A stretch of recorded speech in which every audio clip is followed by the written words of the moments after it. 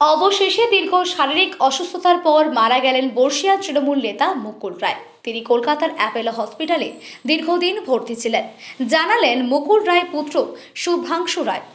মৃত্যুকালে তার বয়স হয়েছিল ৭২ বছর। ১৯৯৮ সালে তৃণমূল কংগ্রেসের জন্মলগ্ন সময় তিনি পার্টিতে আসেন। ২০১৮ সালে মুকুল রায় বিজেপিতে চলে যান।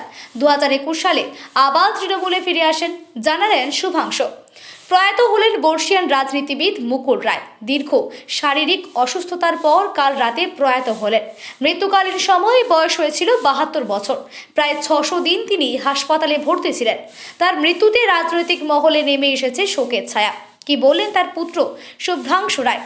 প্রয়াত মুকুল রায় দীর্ঘ অসুস্থতার পর রবিবার গভীর রাতে বেসরকারি হাসপাতালে শেষ নিঃশ্বাস ত্যাগ করেন। জন্ম ১৭ এপ্রিল ১৯৫৪, মৃত্যু ২৩ ফেব্রুয়ারি ২০২৬।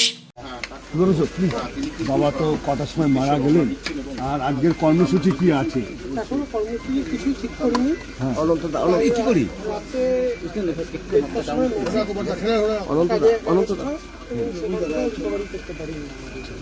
কতদিন ধরে ভুগছি? ভোটের আগে এটা একটা তৃণমূলের একদম সুপ্রিমোর প্রমাণ ছিলেন।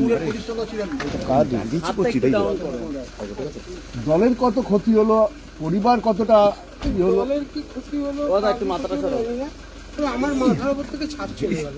এটা কতটা ক্ষতি এটা? অপরন্ত বয়স কত ছিল? 73। কতদিন হাসপাতালে ভর্তি ছিল? 600 দিন।